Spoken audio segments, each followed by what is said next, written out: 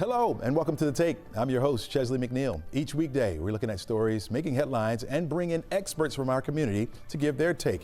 Here's a look back at some of the top takes from this week and how those in the know are seeing those stories that impact you. September is Prostate Cancer Awareness Month, and one Roswell man is taking his message to new heights. Three-time cancer survivor Derek Davis is prepared to climb Mount Kilimanjaro to spread awareness and inspire others to get screened. Welcome to the show. Good morning, Chesley. Thank you for having me. Absolutely. You survived cancer 3 times. What has surprised you most about sharing your story publicly? Unawareness, access to health, what you should do when you have cancer. It's amazing when I talk to people who are unaware of their own wellness. I'm also surprised at people who don't know how to go about tackling cancer. Surviving it 3 times, I think I got a little bit of a story to share. Absolutely. I mean, when people hear about a diagnosis of cancer, they're kind of writing a death sentence almost. You survived this 3 times. What made you, how did you get through it? Well, I have the support of my wife. I have the support of my family. I'm a data guy. One of the key things that I've learned that I share with anyone who gets one of these devastating diagnoses is take a breath. Take a breath when you get this diagnosis. You're going to go through quite a few of emotions. The second thing I tell individuals is reach out to your family. They really need to know, and you'd be surprised what type of support they can give you when you open up and be vulnerable with them. And the third thing I tell them is look for a support group. There are so many support groups out there who provide insight with shared experiences from other individuals who are going through this. You're not alone, and you'd be surprised some of the things that you can learn when you join a support group. Yeah. I mean, after the 3rd time of being diagnosed, how did these battles test your faith, resilience, and your relationships?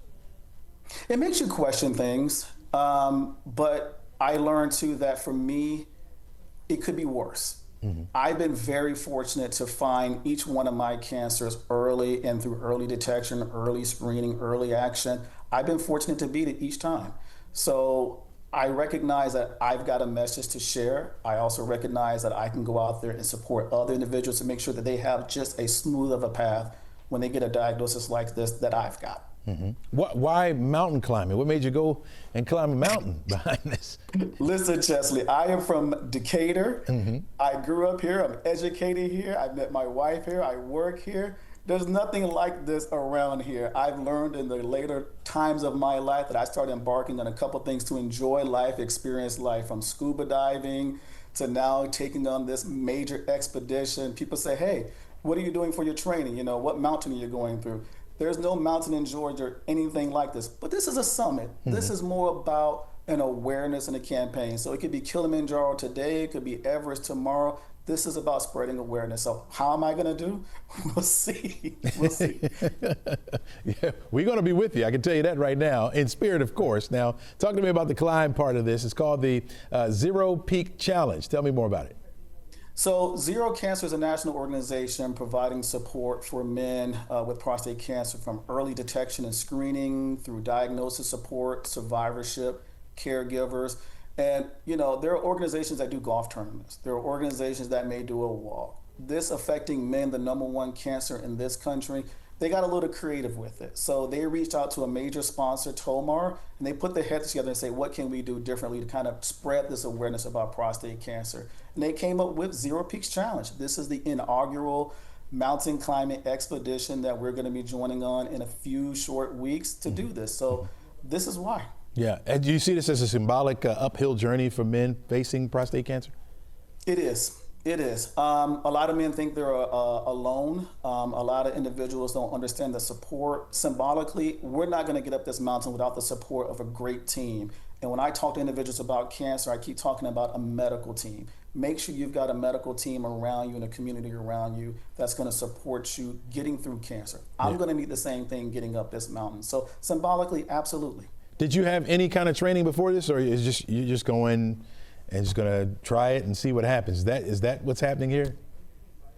For training for this specifically prior to this, no. Kilimanjaro is unique. It's not like a technical expedition. Individuals who are in relative good health and wellness can achieve this summit. The most difficult thing is going to be the altitude and climate sickness. That we don't know how individuals are going to be affected by that. But I've done things in the past. I mean, I've learned to deep dive, scuba diving, conservation. This is just another opportunity for me to say, cancer, You don't have anything on me. I'm going to support myself. People around me, other people are going to support me. We're going to continue to fight and move on. Yeah, true overcomer right there. What's next after your climb? I know a lot of people ask you that all the time. Do you see yourself being, advocating for more things, enduring more challenges, that kind of thing? Once you're an alumni of a cancer organization and a cancer disease, you'll continue to support and advocate for other individuals. I mean, in cancer, I've had lymphoma twice. I've had prostate cancer. Each one of them wasn't the best diagnosis initially, and I learned a couple things with that. And I share my wisdom with people so that they too can have the best outcome with any type of diagnosis. So after Kilimanjaro, the sky's the limit. Who knows? Maybe deep sea diving again. I don't know. Derek, take pictures, little video. Come on back to the show after you're finished. Let's talk more about it. Man, you're a superhero. Georgia's National Guard is now stepping into support ICE, taking over some of the administrative work so agents can focus more on enforcement. But a new 11Alive investigation finds many of those ICE arrests in our state are tied to low-level, often non-violent charges. It's raising new questions about enforcement priorities and what the real impact will be on Georgia families and community. Here now with us is Elise Covarrubias. She is the Deputy Director of Galileo Impact Fund. Welcome to the show. Hi, thank you for having me. All right, Elise, when you see the National Guard stepping in to support ICE here in Georgia, what's your first reaction to that? Number one, I think it's not a good use of the National Guard's time. Just like what we're seeing even in DC, we've seen pictures of the National Guard picking up trash and things of that sort. So first of all, I think it's a gross misuse of the National Guard's time. And secondly, we already have a ton of people detained here in Georgia. We are one of the states with the highest number of people detained. And as you mentioned, many of them for low-level offenses and many of them without any criminal record at all. So I don't think that the additional help is even needed from the National Guard at this time. Yeah. What are you hearing from Georgia families right now who feel they could be caught up in all this? A lot of people are afraid, and it's not just people who are undocumented. Many families are mixed status families, meaning maybe one person is undocumented or has DACA status, and others maybe have green cards or even be citizens. But people are afraid of being picked up just for the way they look. They're afraid of being targeted because they look Latino, for example. And so there's been hesitation to go out and do things that they need to do, even to get medical services, and even fear to send children to school. Yeah. At least on one hand, the state says that bringing in National Guard troops will help, calm community fears, keep the community safe. And on the other hand, your group raises concerns that this will create fear for immigrant families. Why do you believe the harm outweighs the safety aspect of it? Well, if we were serious about making things safer for families, we would invest in community violence intervention programs, which this administration has actually taken away funding from in many cities. We would invest in our public health approach, looking at violence as well. But unfortunately, this administration has cut back those violence research programs at the CDC. So additionally, in community, law enforcement made many strides in forming relationships with community so that people felt like they could go and report crimes when they were happening. And now they don't feel that way. The re-implementation of 287G style policies has made people afraid to report even when they're the victims of crime again, including gender-based violence crimes like domestic violence or sexual assault. Yeah, last week we saw another round of protests at the state capitol. Talk to me about the continued calls for some kind of change here from what's being put into place. People don't want to see their neighbors being arrested and treated like criminals. People that have been here for 10, 20 years, been part of their communities, have worked hard to bring their families up. They don't want to see that. They've seen what is happening in other cities where people are being pulled out of their cars, their windows broken, and even in some cases, this has happened to citizens in other places. And people don't want to see that for their neighbors. So I am actually really heartened and glad to see folks standing up and saying that this is wrong. Yeah, we talked to the head of Georgia's Republican Party, Josh McCoon, who about the immigration debate in Georgia. Listen to what he had to say. People try to make this issue about compassion. Well, I want to ask, where's the compassion in a system or a process that facilitates a black market in labor, where people are being paid black market wages, or people are being trafficked for the purposes of in some cases, work that is not much better than slave labor. We've got to insist on a legal process so that everything's out in the sunshine and people are treated the way they should be treated. What's your reaction to this statement? My reaction is that it doesn't have to be one or the other. We can have secure borders and we can have immigration enforcement in a fair and humane way. And what we really need to do is improve policy so that workers aren't being exploited, so that they have an opportunity to be here legally, to get driver's licenses, and to have work permits, and eventually a pathway to citizenship. Congress needs to get busy and fix this problem. Yeah. If you had a chance to sit down and talk to lawmakers, what would your message be to them? I would ask them to look at this in a compassionate way and to think about how we can help protect our labor force as well. You know, the representative you just mentioned spoke about laborers being exploited. And so how can we help make a legal pathway for those people? I know that there are a lot of good ideas, and if they'll just work across the aisle together, we can get it done. Former Vice President Kamala Harris does not have Secret Service protection. Federal law entitles former vice presidents to 6 months of Secret Service protection after leaving office. But before stepping down, President Joe Biden had extended the protection by an additional year through executive directive. Now, last week, President Donald Trump revoked the extended Secret Service protection, and the White House did not offer any official reason for that move. Back with us to explain what's all involved in this protection is Marcus Snipe. He is a former U.S. Secret Service agent in charge and serves now as the head of security and safety for our parent company, Tegna. Welcome back to the show, Marcus. Thanks, Chelsea. All right. How unusual is this for a president to revoke the protection that has already been granted by for the former vice president? I mean, this is a unique case. This hasn't been done before that I know of. However, the Presidential Protection Act gives the president the authority to either to extend protection or take it away.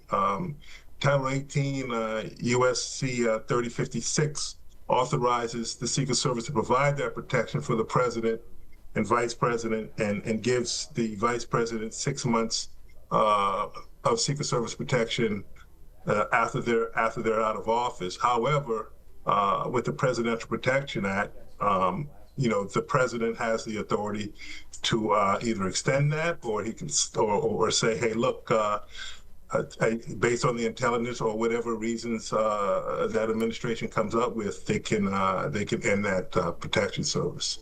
So from a security professional standpoint, what are the real world dangers that are ending with Harris's protection now? Well, here's the thing. Protection in the way the Secret Service does protection and the assets that the Secret Service puts towards a particular, what we call protectee, is based on intelligence, and it's based on what's out there and what's being heard. Interviews, people coming to field offices and giving up information, and just world events. All that goes into this methodology of determining, hey, how vulnerable is this person? Mm-hmm. And that goes into, hey, what assets do we give this person? What assets do they need? So, all that goes into consideration when the Secret Service is mounting a protection detail, or putting one together, or discontinuing one. Mm-hmm, mm-hmm. For the record, we understand that there was no extensions for Dick Cheney or Mike Pence when they left office for vice presidency, and they transitioned to a private security firm. Can private security match that of the Secret Service? No, it can't. With the Secret Service, you have to remember, we have a lot of resources. We have the resources from other federal agencies. We have resources from local, county, state law enforcement officials, the intelligence community. Private security doesn't have that access. They don't have that reach.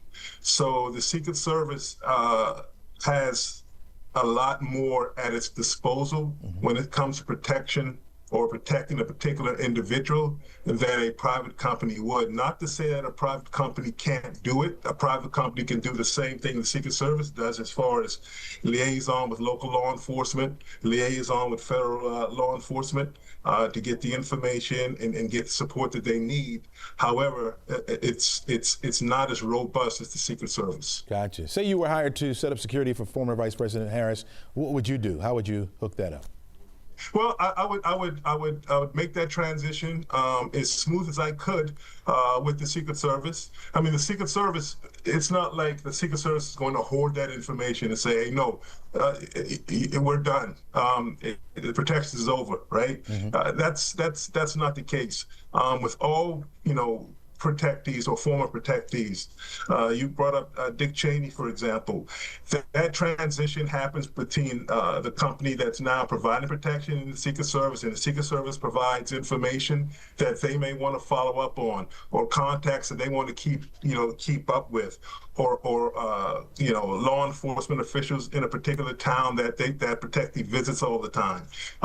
That information is passed on to that security company, and the Secret Service maintains that liaison. It's not like, hey, you get in the car, you close the door, and you drive down the road, and you never hear from the Secret Service again. That's not the way it works. Mm-hmm. The Secret Service, the Secret Service does not want anything to happen to anyone, any member of the general public, especially a former protectee. So the Secret Service will go above and beyond to help that transition and to help whatever company provides that protection at that particular time. Well, it turns out you don't mess with Uncle Herschel. Yep, a couple weeks ago, Cracker Barrel tried to swap out its folksy old logo for a sleeker new look, and social media went ballistic and said, not having it. The backlash was so loud, and the company had already started rolling back the changes. Here to explain why it's triggered such a big emotion and to explain the power of nostalgia is friend of the show and consumer expert Morgan Ward. Welcome back to the show. Thank you, Chesley. All right, let's get to it. Why do you think the customers reacted so strongly to such what looked like a simple change? Yeah, I think you really nailed it with your intro. Honestly, the reason that people go to Cracker Barrel is to get in touch with the nostalgia and the tradition, not only the nostalgia of their own childhood, but really the brand itself inside the stores really evokes that nostalgia with the knickknacks and the food and the design. And so I think when people sensed that was changing, sort of the brand and the reason they go to that brand was diminished, and actually in a really threatening way for a lot of consumers, it seems. So obviously they were trying to attract something, right? Maybe not listening to their old customers. Was that the case, or was this a failed design itself? Well, they've been saying they were really very much in touch with their customers and were trying to respond to what their customers were demanding.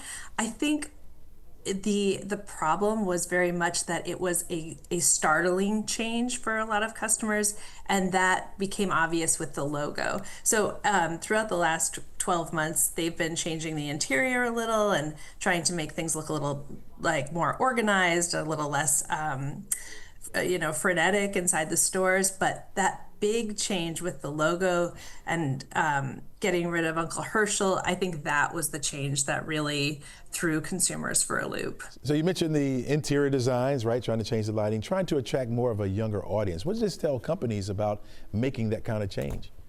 I think I think that companies have to really understand not only who their consumer is, but why the consumer is going there. So for this particular brand, people weren't going there for a modern eating experience. People were going there because of the unique qualities, of having this kind of crazy walls and food that isn't always the most healthy. That's not why people were going. So changing those things and modernizing it towards those values wasn't really aligned with why consumers go to Cracker Barrel, why they love it and why they have loved it. Yeah, I mean, we've seen things go away mainly because of technology, possibly, right?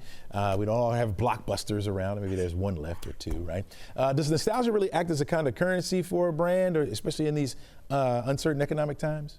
Yes, nostalgia is so important. And actually the research says that the youngest consumers are actually the most nostalgic consumers, probably because they've been living in a world that is constantly in transition and a little bit hard to predict. So when you are a brand that has this nostalgia associated with it, you are so at risk for alienating your consumers when you make even the smallest change, because people are relying on that consistency. So now how will companies have to rethink about rolling out rebranding, or do you not do it? I don't think you can not do it, right? You can't not change at all. And in fact, they have been making small changes, which had been going really well for their stores, because their stores had been struggling actually before this last year. But I think that you have to really figure out which parts of the change and how slowly you can introduce the change. Some brands have done this really well. Walmart, for instance, did this really well over the course of several years. It has to be small, and it has to be changes that people are going to value.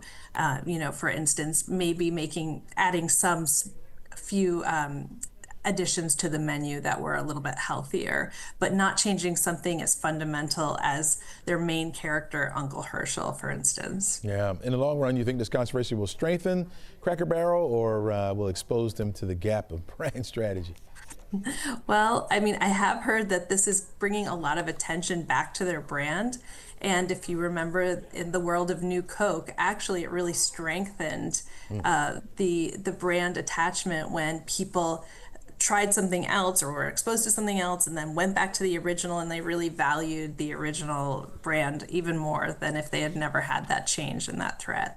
And Georgia State Patrol says its troopers stayed busy on the roads over the weekend. The latest numbers put out from GSP were put out on Monday night. They show more than 200 crashes since Friday evening. The agency also reports 124 people hurt, and at least 11 people on Georgia's roads over the weekend were killed.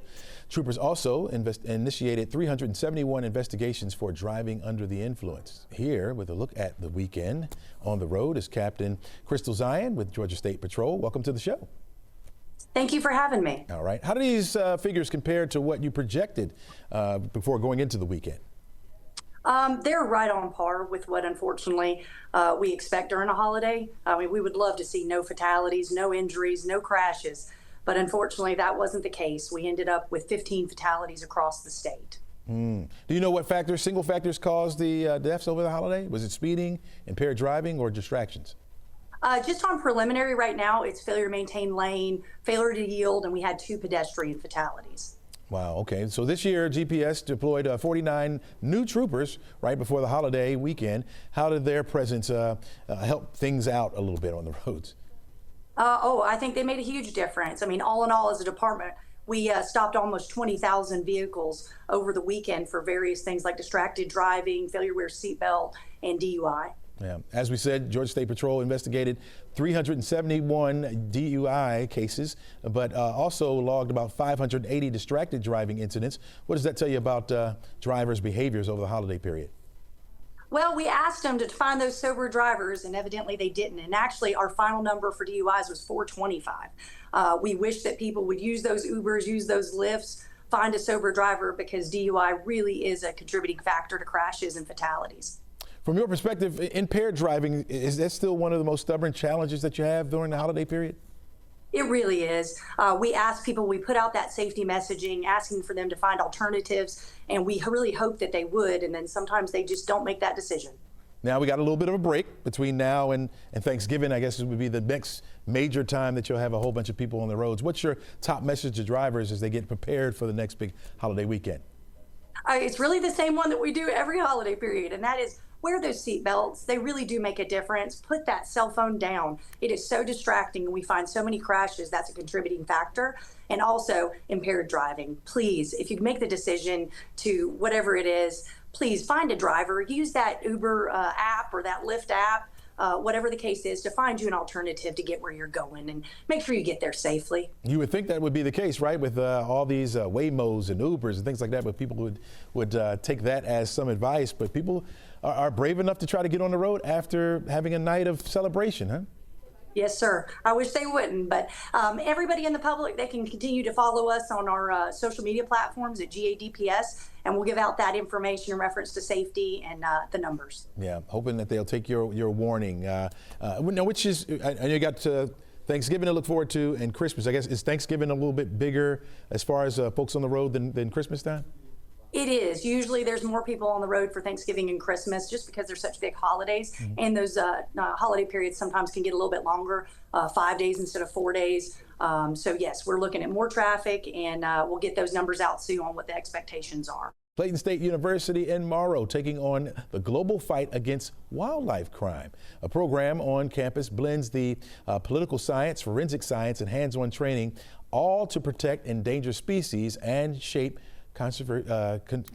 conservation policy. Here now to talk a little bit more about it is Wildlife Initiative is Dr. 11Alive. She's the professor of criminal justice and forensic science at Clayton State University and co-lead for the Lake Wildlife Initiative. Welcome to the show. Hi, thank you for having me. Hope I got all that right. What makes the wildlife or the Lake Wildlife Initiative so unique? Well, it would be, I would say, one of the first of its kind here in the area. And what we're looking to do is really advance knowledge, skills, and innovation in forensics as it pertains to wildlife crime and conservation. And so through this program, we're looking to, again, advance education. That's not only with our students, but also professionals in the area and also the public about teaching about what is wildlife crime, why is it an important topic, and how we can tackle it, along with conducting research and doing service activities to help address the problem. You know, when I first read this, I saw Clayton State. Why is Clayton State taking the lead on this fight? Well, again, we are kind of one of a kind here, but I think we're positioned very well to take on this fight. Right down the road, we have Hartsfield-Jackson Airport, the world's busiest, and it serves as a port of entry for illicit wildlife and wildlife products to be trafficked in. Being here in such a major metropolitan area, we have access to a lot of local, state, federal law enforcement agencies, and if we can work with not only them, but other major organizations like Zoo Atlanta, the Georgia Aquarium, and even the Atlanta Botanical Gardens, because after all, plants are a trafficked item, we can kind of help to bridge some of these gaps and work together better to address not only this problem here in Atlanta, but also globally. What's the biggest challenge in the fight of wildlife crime today? Oh, that's a great question. I think maybe one of those issues is just detection. So something that I have done a lot of learning about recently is this issue of border security. So a lot of our border security professionals, they're trained to really look for the items on planes that are going to cause harm to us humans, you know, batteries, explosives, weapons. But what they're not really trained for is looking how to detect illicit wildlife or wildlife products that are being put into people's luggage, shipped on their person. And so I see stories somewhat daily about how animals and plants are being shipped all around the world in these kind of creative ways. And so what we can do is really try to work on helping those border security professionals learn how to better identify those products along with those other things that pose threats directly to humans to, again, help try to tackle this problem. So you have poaching, you have smuggling, you have trafficking, or is it all that, or one particular thing that's the big crime? There's a lot of that. There's the poaching, there's the trafficking, there's the illicit consumption of wildlife for food, and there's also taking a lot of these products and turning it into things like jewelry or belt buckles. You have skins from snakes and alligators that then people want to wear for shoes and things of that nature. So it encompasses a wide variety of things. And even now you find people who are poaching succulents because it's become this trendy hobby, particularly since COVID-19, when people were stuck in their homes and had not much to do. And so they became plant enthusiasts and started trying to get what are the best, most obscure plants around the world and try to harvest them and then of course create hybrids. Yeah, so it's a very interesting and very widespread ranging topic. Andrea, how are your students getting real world experience, especially through your partnership with the Wildlife Forensic Academy in South Africa? Oh, great question. So yes, first, we're having our partners from the Wildlife Forensic Academy join us here in the next couple of weeks, September 17th through 18th, for a Where the Forensics Meets the Wild Summit.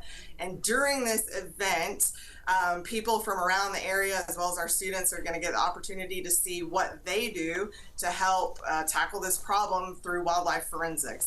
So what we're looking to do there is not only expose them to wildlife forensics, but teach them how to process wildlife crime scenes. And so what we have on the horizon is a study abroad program that we're going to be doing this coming summer, 2026, taking students to the Wildlife Forensic Academy in South Africa so that they can get hands-on training at their facility to learn how to identify, collect, and document wildlife crime evidence in order to secure prosecutions in the court. We want to go back to the Jeffrey Epstein case now. With thousands, as we mentioned earlier, thousands of pages released, most of it already public. The real impact now comes down to how much of these files can or can't be used in ongoing investigations and future prosecutions. Let's dig a little bit deeper into this from a legal aspect now and bring on friend of the show, noted defense attorney Daryl Cohen, friend of the show right there. Welcome back.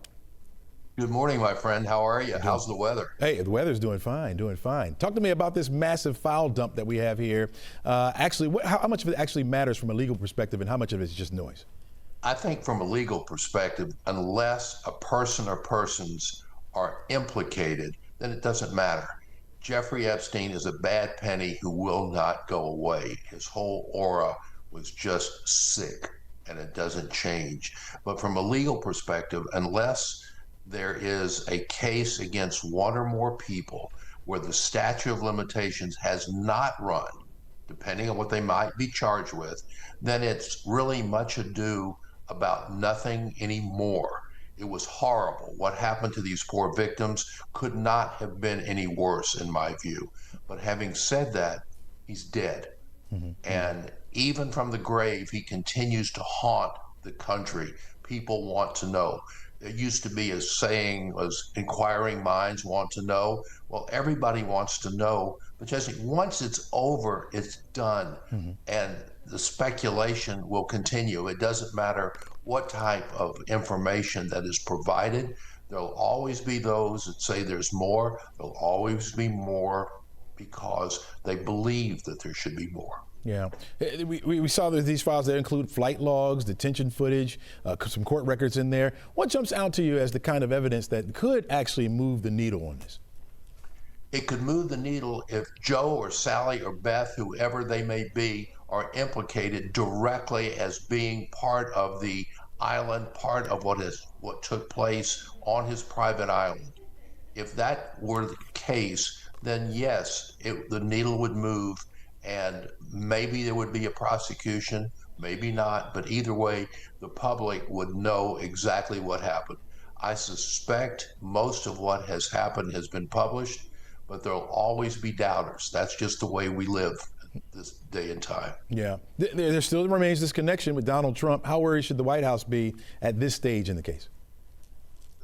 I have two words. It depends. If there's nothing to hide, then you hide nothing. So if Donald Trump truly was not part of those parties, wasn't part of Epstein's escapades, then he has nothing to worry about. If in fact someone or someones will testify directly, or if there's video evidence or audio evidence, that's a whole different story.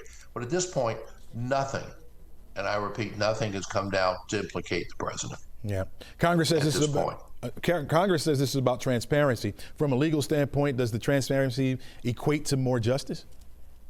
No, I don't think it equates to more or less justice, but it equates to knowledge, and knowledge is what it's all about, or lack of knowledge. I think a lot of the public says there's a lack of knowledge, but it doesn't matter how much information is dumped on the public. There's always going to be a person or persons who believe that there's more, or that it's hidden, or it's nefarious. So we keep digging, digging, digging. What's the next step in the legal process and what should we be watching for? Wait and see what Congress does, see if there's any more information that's provided to the public, and wait and see what these victims have to say, if anything. And though it breaks my heart that these women, then girls, went through this, but there's not a lot they can do at this point. They've got to heal as best they can. Pretty big topic right here. New data from the Georgia State University's Economic Forecasting Center shows the Peach State added roughly 42,000 jobs last year, but that was down from 66,000 in 2023. And this year's expectation is just under about 34,000. But the same report also points to a rebound ahead, fueled by data centers, defense contracts, and aerospace growth. Time to go inside the numbers here. We got Rashiv Diwan. He's the director of the Georgia State Economic Forecasting Center. Welcome to the show, Rashiv. Thank you for having me, Chesley. Absolutely. You describe the economy as enduring some real hits. What stands out to you as the big driver for the slowdown right now? See, right now, jobs that require a college degree, which means you work in a corporate side or in IT or in a B2B company, and these three sectors combined make up for like 25% of the employment base. They have not added jobs since last 18 months. Let me repeat this thing. These three sectors combined, where the young graduates like to go to work, where the middle class bread and butter is, all the white collar middle management jobs, they have not added jobs in the last 18 months. We've been having jobs in the sectors which are unfortunately are not that well paying, like in hospitality or healthcare and health home aides. So it's a kind of like a mixed economy. When it comes to the firepower for the spending, when it comes to young graduates coming out of the colleges, getting a job, whether it's the IT field or in the corporate side, they're having a very tough time. So a lot of the graduates coming out, you're saying, are not finding jobs. Are they forced to these jobs that you talk about that are not as quote unquote sexy? Yes, I mean, there was an article in New York Times where this person with a computer science degree was working at Chipotle. I mean, that's a very horrible issue, but it happens. But what I'm saying is that when you were coming, if you have graduated in the last 6 months or even the last 1 year, you are not getting too many bites for the kind of jobs that you want. Unlike 2 years ago, when people, before they could graduate, they had a job offer. So this is what the problem is. There are other parts of the economy that are doing well. I mean, if you're working in like in data centers, if you are like a provider for the HVAC services or construction services for the data centers, which are a booming thing right now, both in construction and other stuff, they seem to be outside of the periphery of the Atlanta metro area. I'm talking about 30 miles from downtown. Right. That's where the action is. So if you are graduating and you live in Smyrna Midtown, it's going to be hard for you to be getting to those kind of jobs. Plus they are construction type jobs. And number two is it's a very different setup. All this AI stuff, when we put our queries into the Chat GPT or any other program that you can name off, it's a big server running in a data center that is doing the calculations. That is a growth area. There's only one issue over here. In the old days, if you built an office building in the middle of the town, there was a construction multiplier while you were building it. And once you finish, there will be people working in the building, so this good times continue. Right. In case of the data centers, there is a lot of construction demand. You have to you have to pour the foundation, you have to build the building, you have to put in the cooling systems, the HVAC, the electrical grid and everything. And once it's done, it takes only a few people to run it. So it just stops. But at least while it's being constructed, it's a great boon for those small counties. Yeah. Is Georgia's economy in a better position than other southern states right now?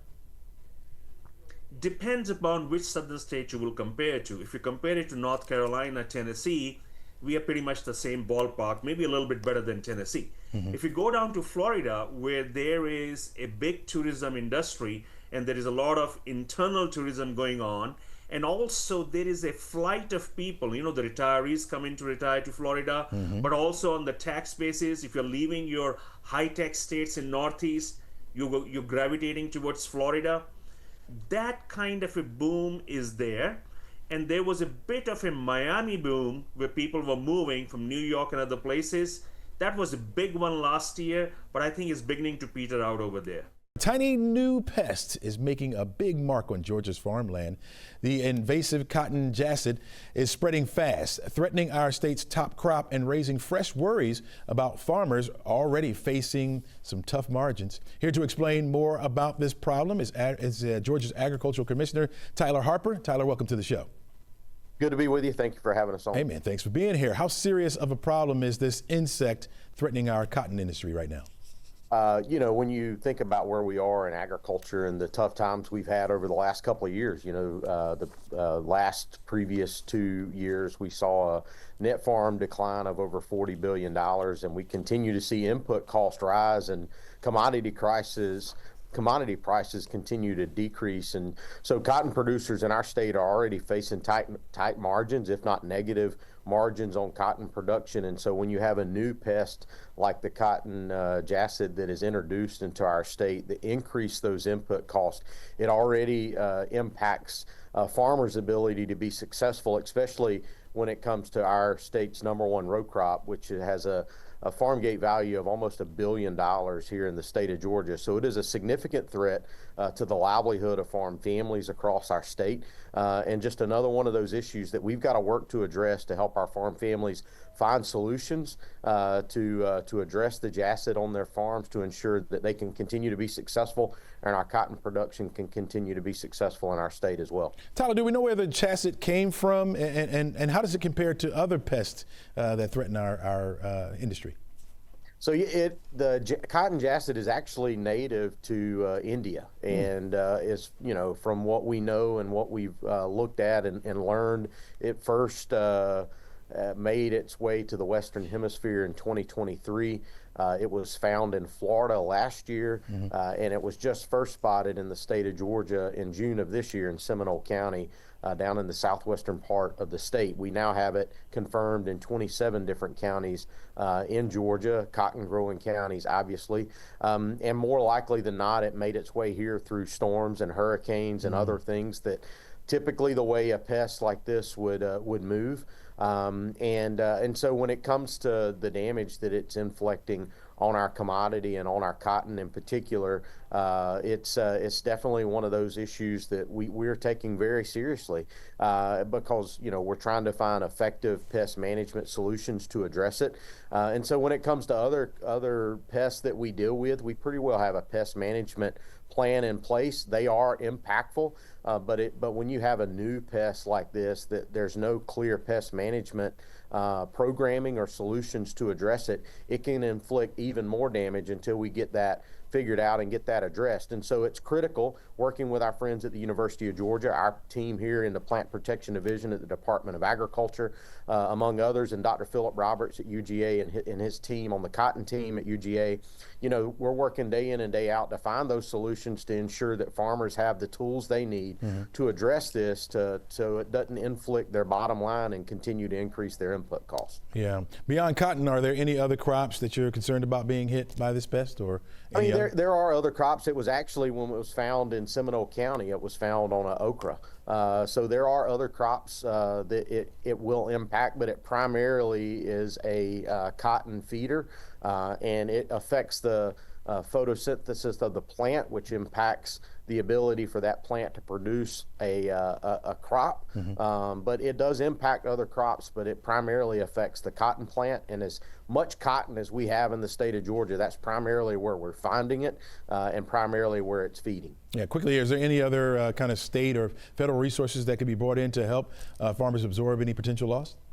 So we're working with USDA and their team. Right now, obviously, there are disaster-related programs that farmers can work to tap into, but unfortunately nothing really dedicated specifically for the cotton jacid. That's definitely something we'll be in conversation with USDA to ensure that our farm families are able to sustain the damage and the devastation that's probably coming. We're going to probably see it in our yields later this fall. All right, workplace relationships, not all that uncommon, right? But what about when it comes to a boss and someone who works under them? Now, for a long time, that was not a good look, not a good mix for a lot of companies, and they still frown upon it, like Nestle. The company just dismissed their chief executive after an investigation revealed he failed to disclose a romantic relationship with a direct subordinate. Now, some of you may say, well, you can't help but who you fall in love with, right? But yeah, you can, especially if it's going to ruin your livelihood. Plus, it's hard and it becomes messy to have a relationship with someone you work with. As soon as it appears that that person is being favored or getting something extra, well, you know what is going to hit the fan, right? It can get a bit messy, especially for companies to have someone who is the boss with a relationship under them. It becomes, a little messy. And Nestle said they're going to let him go. They said it was a necessary decision. Nestle values and governs their strong foundations for their company. Well, if you know that that's against the rules, you probably shouldn't have that relationship. I'm going to say nah. But I want to know what you say. What do you think about that? Is it old-fashioned of me to think that way, or of Nestle to think that way? Hit us up on our social media pages. Let us know what you think. That's all we got for you today, folks. Make it a great day and try to encourage someone to follow the rules if they want to stay employed.